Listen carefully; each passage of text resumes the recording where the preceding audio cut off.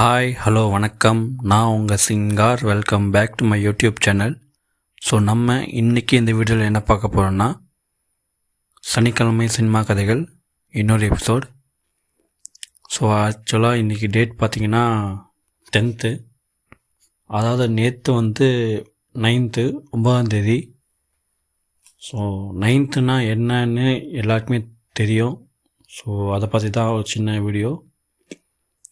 நேற்று ஆக்சுவலாக வேர்ல்டு வைடாக ஜனநாயகன் படம் ரிலீஸ் ஆகிட்டுருக்க வேண்டியது.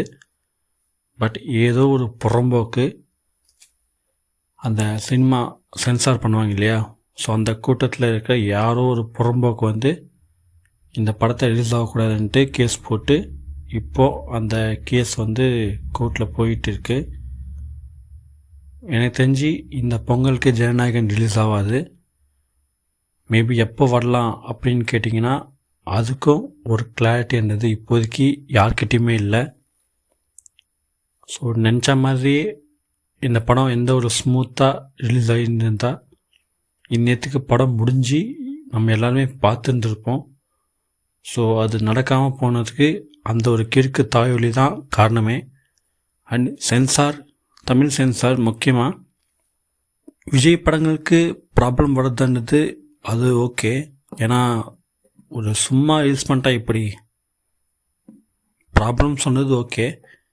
பட் அதனால் போஸ்ட்பான் பண்ணுற அளவுக்கு ஒரு பெரிய இஷ்யூவாக நடக்குமான்றது யாருமே எதிர்பார்க்கல. எந்த பிரச்சனைனாலும் அது முடிஞ்ச வரைக்கும் சார்ட் அவுட் பண்ணி ரிலீஸ் பண்ணிடுவாங்க அப்படின்னு தான் நினச்சோங்க, நானும் தான். பட்டு இவ்வளோ வன்மம், இவ்வளோ காண்டு, அதாவது மக்கள் கேள்வி கேட்பாங்க தான், அந்த கேள்வி கேட்கக்கூடாதுன்னு நினைக்கிறது ரொம்பவே ஒரு கேவலமான ஒரு விஷயம். ஸோ ஃபர்ஸ்ட் ஆஃப் ஆல் மக்கள் எதுக்கு கேள்வி கேட்பாங்க? ஒரு அரசாங்கத்தையோ இல்லை ஒரு அரசை ஒரு கவர்மெண்ட் இருந்தால் அந்த கவர்மெண்ட்டை மக்கள் எதுக்கு ஃபர்ஸ்ட் ஆஃப் ஆல் கேள்வி கேட்பாங்க? அந்த அரசு சரியாக இல்லாத பட்சத்தில், அந்த கவர்மெண்ட் சரியாக நடக்காத பட்சத்தில் தான் மக்கள் கேள்வி கேட்பாங்க. ஸோ ஒரு சினிமான்றது ஒரு பப்ளிக்கான ஒரு விஷயந்தான். பப்ளிக்காக பண்ணுறத பப்ளிக் வர விஷயத்த பப்ளிக் மூலிமா சொல்கிறது தான் சினிமா. அந்த மாதிரி எல்லாமே சினிமா ஆகட்டும், சோஷியல் மீடியா, அது எல்லாமே பப்ளிக்கான ஒரு விஷயந்தான். இப்போ எல்லாராலையும் படம் நடிக்க முடியாது, படம் எடுக்கவும் முடியாது. ஸோ மக்களுக்கான விஷயத்த மக்கள் மூலயமா சில பேர், அதாவது நடிகர்கள் ஆகட்டும், இயக்குநர்கள் ஆகட்டும், மக்கள் கேட்க வேண்டிய கேள்விகளை இவங்க கேட்பாங்க ஸ்க்ரீனில். ஸோ அந்த கேள்வியை கேட்கக்கூடாது நினைக்கிறது இருக்குது இல்லையா, அது ரொம்ப கேவலமான ஒரு விஷயம். அப்போ நீங்கள் என்ன பண்ணணும்? உங்கள் வேலையை நீங்கள் கரெக்டாக பண்ணணும். நீங்கள் உங்கள் வேலையை சரியாக செய்ய மாட்டீங்க. ஏன் சரியாக செய்யலை அப்படின்ட்டு உங்களை நாங்கள் கேள்வி கேட்டால் எங்களை நீங்கள் இது பண்ணுவீங்க. அப்போ என்ன மைத்துக்கு நாங்கள்லாம் அரசில் நாங்களாம் கவர்மெண்ட் ஸ்டாஃப்ஸ், அதாவது உங்களே நாங்கள் ஆள்றோம் அப்படின்னு என்ன மைத்துக்கு சொல்கிறீங்கன்னு கண்டிப்பாக புரியல. ஸ்டேட்டோ சென்ட்ரலோ அவங்களுக்கு கொடுக்குற வேலையை சிறப்பாக பண்ணாலே போதும். யாருமே இங்கே 100க்கு 100% கண்டிப்பாக நடக்கணும் அப்படின்னு சொல்ல வரல. இங்கே யாருமே எந்த ஒரு விஷயத்தையுமே 100% பண்ணவே முடியாது, பண்ணவும் மாட்டாங்க. எங்களுக்கு தேவை ஒரு நேர்மையான ஒரு ஆட்சி, மக்களுக்கு நேர்மையான ஒரு விஷயங்கள், மக்களுக்கு எந்த ஒரு கஷ்டமும் இல்லாமல், எப்படி சொல்லுது, மக்கள் வளர்ச்சிக்கும் நாட்டோட வளர்ச்சிக்கும் நீங்கள் பண்ணாலே போதும். மக்கள் உங்களை யாரும் எந்த கேள்வியும் கேட்க மாட்டாங்க. நீங்கள் அரசியலுக்கு வர்றதே எதுக்கு? மக்கள்கிட்டேருந்து மக்கள் பணத்தை ஆட்டையை பொறுத்துக்கும், ஜாதி கலவரத்தையும் மத கலவரத்தையும் உண்டாக்கி அதில் நீங்கள் சொகுசாக வாழணுன்றதுக்காக தான் நீங்கள் ஆட்சியை பண்ணுறீங்க. அப்படி இருக்கிற பட்சத்தில் அது தப்பு என்ற பட்சத்தில் நாங்கள் கேள்வி கேட்போம். அது எங்களோட ரைட்ஸ். அந்த ரைட்ஸை நீங்கள் பேசக்கூடாது அப்படின்னு சொல்கிறது ரொம்ப முட்டாளான ஒரு விஷயந்தான். நான் ஓன்லி ஜனநாயகனுக்காக மட்டும் பேசலை. இன்றைக்கி Jan 10th பராசக்தியுமே ரிலீஸ் ஆகுது.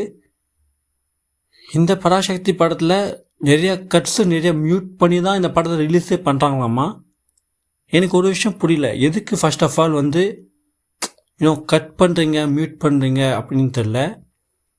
உண்மையாக பேசுனா கூட உங்களுக்கு குத்துதா? அப்படின்னா தப்பு உங்கள் மேலே, கேட்குற எங்கள் மேலே இல்லை. நாங்கள் சரியாக தான் கேட்குறோம். ஆனால் அந்த கேள்வி உங்களுக்கு குத்துது. ஓகே, நம்ம தப்பு பண்ணோம், நம்ம தப்பை சுற்றி காட்டுறாங்க அப்படின்னு உங்களுக்கே குத்துது. ஸோ அதனால தான் நீங்கள் வந்து கட் பண்ணுறது மியூட் பண்ணுறது அதெல்லாமே பண்ணுறீங்க. ஸோ இதான் நான் சொல்ல வருது, நீங்கள் பண்ணுற வேலையை ஒழுங்காக பண்ணாலே உங்களை யாரும் கேள்வி கேட்க வேண்டிய எந்த அவசரமும் இல்லை, உங்களை சுற்றி காட்டணுன்னு தான் எந்த அவசரமும் இருக்காது இல்லையா? ஸோ நினச்ச மாதிரியே வந்து ஜனநாயகம் ரீல்ஸ் பண்ண விடலை. ஸோ ஓகே, இன்றைக்கி இல்லைன்னா என்றைக்காச்சும் ஒரு நாள் வரும், அப்போ எங்கள் அண்ணன் நாங்கள் வந்து செலிப்ரேட் பண்ணிக்கிறோம். அதெல்லாம் ஒரு கஷ்டமும் இல்லை. இவ்வளோ வன்மம் இருக்குது, ஐ மீன் ஒரு படத்தை ரிலீஸ் பண்ணக்கூடாதுன்னுட்டு இவ்வளோ கான்சன்ட்ரேஷனாக இறங்கி வேலை செய்யுங்களே. இந்த கான்சன்ட்ரேஷனில் 10% மக்கள் நலனுக்காக பயன்படுத்தினா ரொம்பவே நல்லது. அட்லீஸ்ட் நாடும் முன்னேறும், மக்களும் சந்தோஷமாக இருப்பாங்க, உங்களுக்கே அந்த பிரச்சனை இருக்காது. உங்கள் கான்சன்ட்ரேஷன் ஃபுல்லாகவும் மதக்கடத்தை எப்படியெல்லாம் உண்டாக்கலாம் அப்படின்னா துடிச்சிட்ருக்கீங்க. முக்கியமாக சென்ட்ரல் கவர்மெண்ட்டு 15 வருஷமாக இந்த நாட்டை ஆள்றாங்க, மயிர் பிடுங்கிறதுக்காகன்னு ஒன்றும் தெரியல. அந்த சென்ட்ரல் கவர்மெண்ட்டால் எத்தனை பேர் வந்து நிம்மதியாக இருக்கீங்கன்னு தெரில. இவங்க மதக்கலவரத்தை உண்டாக்கணும்னு நினைக்கிறது வந்து ரொம்ப கேவலமான ஒரு விஷயம். ஆனால் ஹிந்து அமைப்புன்னு சொல்லி ஹிந்து கோயில்களே போய் சண்டை போடுறாங்க. அதான் எனக்கு சுத்தமாக புரியல. கிறிஸ்மஸ் வந்துச்சு, அப்போது சில இடங்களில் போய் பிரச்சனை பண்ணி அது ஒரு பஞ்சாயத்தாக்குனாங்க. இன்னும் நிறையா கோவிலுகளில் இந்த திருவிழா அந்த மாதிரி விஷயம் நடக்கும் இல்லையா? ஸோ அங்கே போயிட்டு சில வார்த்தைகள் யூஸ் பண்ணி அங்கே ஒரு கேவலமான ஒரு விஷயத்த பண்ணி அங்கே ஒரு பிரச்சனை பண்ணோன்னு நினைக்கிறாங்க. இன்னும் ஒரு மாதம் கழிச்சு போனால் ரம்ஜான் வரப்போகுது. இந்த சங்கி பயலுங்க, மூத்திரம் குடிக்கிற நாய்ங்க, பீ தின்ற நாய்ங்க என்னெல்லாம் பண்ண போகிறாங்கன்னு சுத்தமாக தெரியல. ஸோ யார் என்ன பண்ணாலும் சரி, என்ன சொன்னாலும் சரி, மக்கள் நம்ம எதையும் யாரையுமே விட்டு கொடுக்காம நம்ம ஒன்றா நிற்கணும். இந்த ஹிந்து முஸ்லீம் கிறிஸ்டியன் இந்த எந்த ஒரு இதுவோ இல்லாமல் நம்ம எல்லாம் சேர்ந்து இருந்தாலே அந்த சங்கி நாய்களுக்கு, மூத்திரம் குடிக்கிற நாய்களுக்கு நம்ம செருப்பால் அடித்து தோற்று விட்ட மாதிரி இருக்கும். அண்ட் இப்போது ஒன்று தான், எப்பவுமே ஒன்று தான், நமக்கான ஆளுங்களை நம்ம கரெக்டாக தேர்வெடுக்கணும். அதாவது எலெக்ஷன்ஸில் சொல்கிறேன். இப்போ எல்லாமே பயம் அதுதான். ஓகே, இதுக்கப்புறம் யாருமே இல்லைன்னு நினச்சுமே, திடீர்னு ஒருத்தன் வந்துட்டானே அப்படின்ட்டு. ஆல்மோஸ்ட் இந்தியாவில் இருக்கிற நிறைய ஸ்டேட்ஸ் வந்து அவங்க கண்ட்ரோலில் தான் இருக்குது. ஸோ சில ஸ்டேட்ஸ் தவிர எனக்கு தெரிஞ்சு கேரளா, தமிழ்நாடு மட்டும்தான் சென்ட்ரல் கண்ட்ரோலில் இல்லாமல் இருக்குது. ஸோ இப்போ இருக்கிற தமிழ்நாட்டில் நிறைய கட்சிகள் வந்து சென்ட்ரலோட கை கொத்து இது பண்ணுறாங்க அவங்களோட ஆட்சிக்காக. யார் வேணால் ஆட்சிக்கு வரலாம், அது தப்பு இல்லை. பட் எல்லாருமே வந்து சந்தோஷமாக இருக்கணும் அப்படின்னு நினைக்கணும். ஸோ அந்த எண்ணமே இல்லாத கட்சி மண்ணுக்கு சமானம். So don't choose A wrong person, choose right person. ஏன்னா ஒரு மனுஷனுடைய எண்ணம் எப்படியானதோ அதுதான் அவன். தப்பான எண்ணம் வச்சுருக்கவன் அவன் தப்பான ஆளாக தான் இருப்பான். முடிஞ்ச வரைக்கும் நல்ல எண்ணத்தை யார்கிட்ட இருக்கோ அப்படியேப்பட்ட ஒருத்தனை தேர்ந்தெடுங்க. அப்போ தான் நம்ம வந்து நல்லா இருக்க முடியும். நீங்கள் கேட்கலாம், ஏன்னா நீ தான் வந்து ஆந்திராவில் இருக்கியே, நீ ஏன்டா இதை பற்றிலாம் பேசுகிறேன்ட்டு.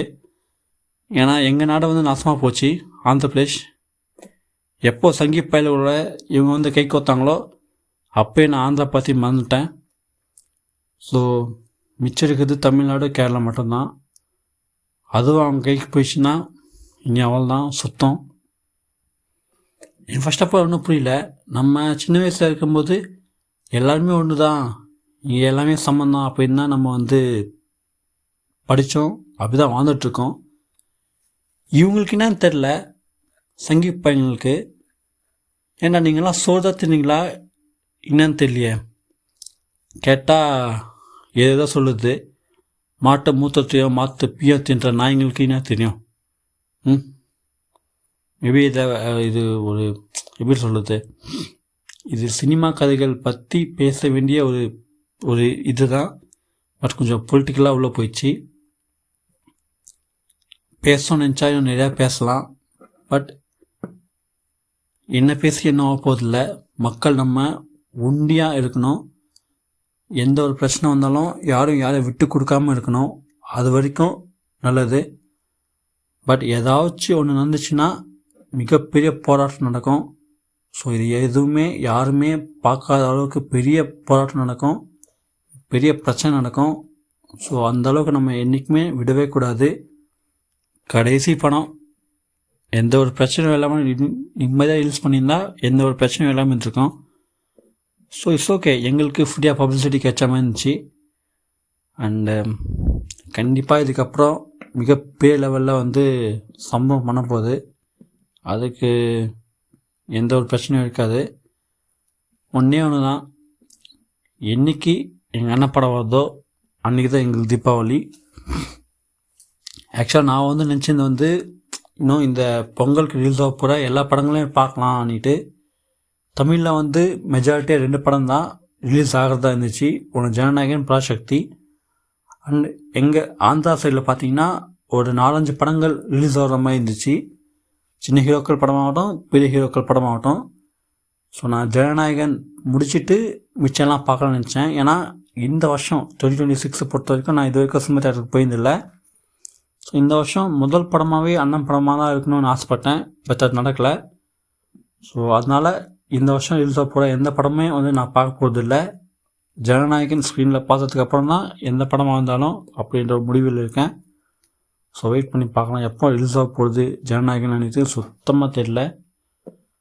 ஸோ ஹோப் கூடிய சீக்கிரத்தில் மிக பிரம்மாண்டமாக அந்த படம் ரிலீஸ் ஆகணும்னு நான் ஆசைப்பட்றேன். அண்ட் எத்தனை பேர் டிக்கெட் புக் பண்ணி உங்களுக்கு ரீஃபண்ட் ஆச்சுன்னு சொல்லுங்கள். ஏன்னா எங்கள் ஊரில் டிக்கெட் புக்கிங்கை ஓப்பன் பண்ணல. ஸோ அப்போயே தோணுச்சு, என்னடா இன்னும் புக்கிங்கை ஓப்பன் பண்ணாமல் இருக்காங்களே அப்படின்னு நினைக்கும் போதே வந்துச்சு. ஸோ இட்ஸ் ஓகே, பரவாயில்ல, ஏதோ ஒன்று பார்த்துக்கலாம். அண்ட் இந்த வீடியோ கொஞ்சம் பொலிட்டிக்கலாக பேசியிருப்பேன். பட்டு உண்மை அதுதான். உங்களுக்கு என்ன தோணாலும் பரவாயில்ல, நல்லா தோணாலும் சரி, கெடா தோணாலும் சரி, எனக்குள்ளே இந்த விஷயத்த நான் சொன்னேன், அவ்வளோதான். ஸோ ஹோப் உங்கள் எல்லாருக்குமே இந்த வீடியோ பிடிச்சிருக்குன்னு நினைக்கிறேன். உங்களுக்கு பிடிச்சிருந்தா வீடியோ லைக் பண்ணிக்கோங்க. And all the best for Parasakthi, the whole team of Parasakthi. ஏன்னா அந்த படம் ரிலீஸ் ஆகாது அப்படின்லாம் சில பேர் சொல்லிட்டு இருந்தாங்க. பட் அது எல்லாமே புருடா. ஸோ நினச்ச மாதிரியே அவங்க படத்தை ரிலீஸ் பண்ணுறாங்க. மேபி தியேட்டர்ஸ் ஓனர்ஸும் சரி, டிஸ்ட்ரிபியூட்டர்ஸும் சரி நல்லா இருப்பாங்க இந்த விஷயத்தால். நல்லா இருக்கட்டும், என்ன பண்ணுறது. அண்டு இந்த படத்துக்காக நான் வெயிட் பண்ணுறேன்.